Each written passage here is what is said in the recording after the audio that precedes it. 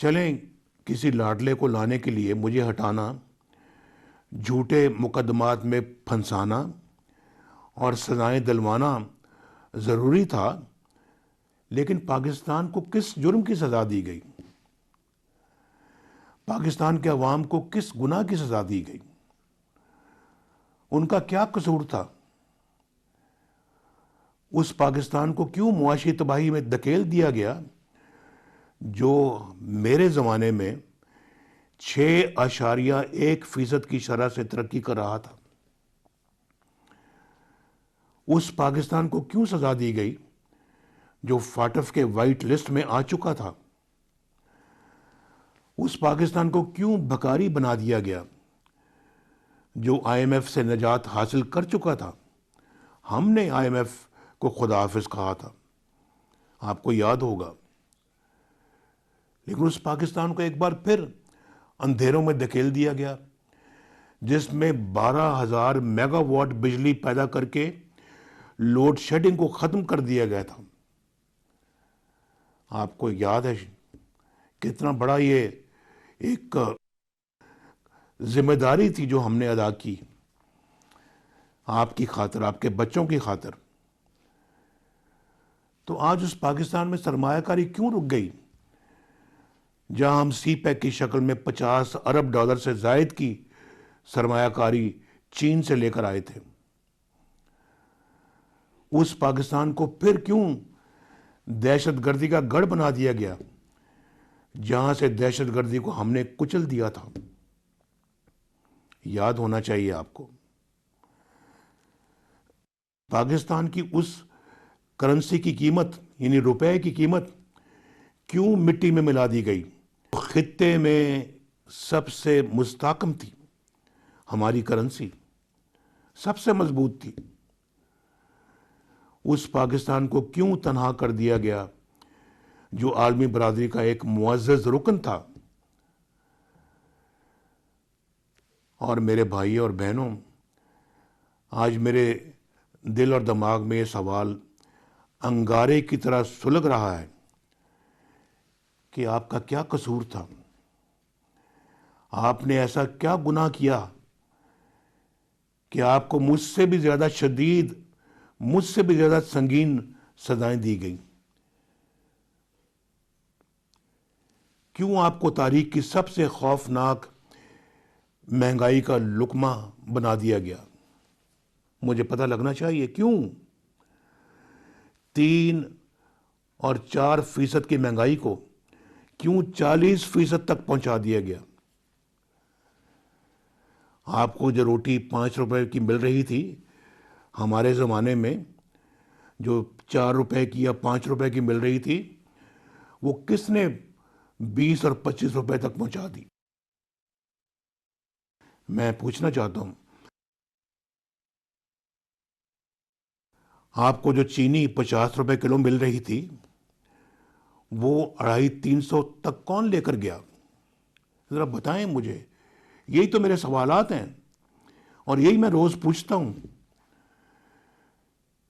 मुझे सज़ा देनी थी, दे ली, लेकिन आपका आटा, आपकी दालें, आपकी सब्जी, आपकी दवाएं किसने छीन ली? नौजवानों के रोजगार की राहें किसने बंद कर दी? मेहनत कशों, मजदूरों, किसानों की जिंदगियां क्यों अजाब बना दी गई? नवाज शरीफ से दुश्मनी थी ना आपको नवाज शरीफ से दुश्मनी थी ना, तो मुझे तो आपने जेल में डाल दिया और भी डाल देते, लेकिन आपको ये सजा क्यों दी गई? ये मेरा सवाल होता है। मेरा अपने बारे में जो सवाल होता है उसके पीछे ये होता है सवाल। असल सवाल ये है कि आपके घरों के चूल्हे क्यों बुझा दिए गए? आपके बच्चों की तालीम क्यों छीन ली गई? और आपको सेहत की सहूलतों से क्यों महरूम कर दिया गया? अल्लाह ताला का शुक्र है कि अल्लाह ताला ने मुझे सुरखरू किया। मेरे सब मुकदमे झूठे निकले, फ्रॉड मुकदमे निकले, जाली, फेक, और अदालत ने मुझे हर इल्ज़ाम से बरी कर दिया। लेकिन मुझे सच्ची खुशी उस वक्त होगी मेरे भाई और बहनों जब आप भी बरी होंगे। मेरी माँओं, बहनों, बेटियों, बुज़ुर्गों और जवानों की सज़ाएं ख़त्म होंगी, हमारे बच्चों की सज़ाएं ख़त्म होगी।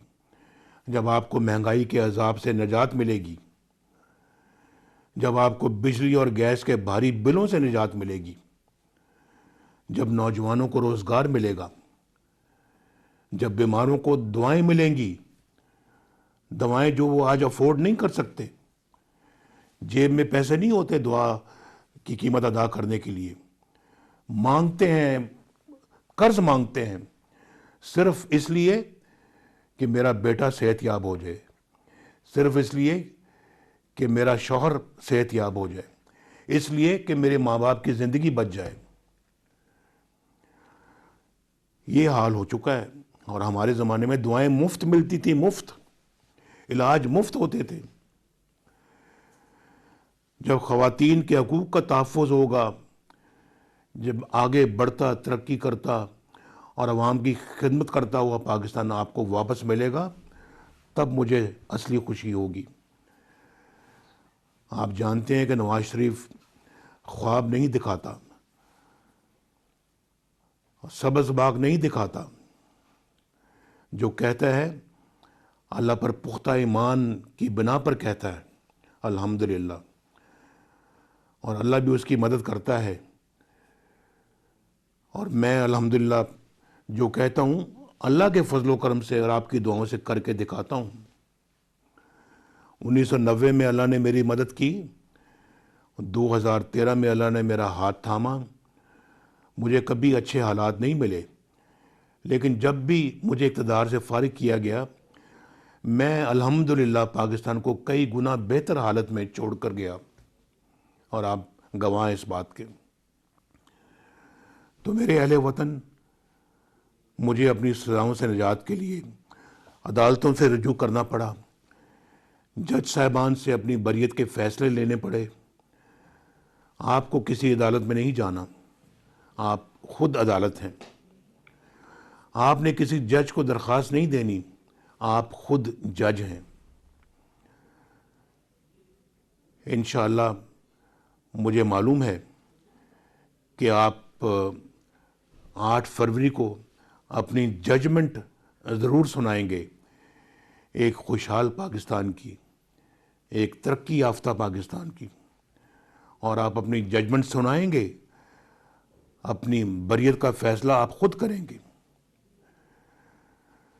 खुद ही आपने अपनी सज़ाओं का ख़ात्मा करना है, और मुझे यकीन है कि आप अपना मुकद्दर बदलने की भरपूर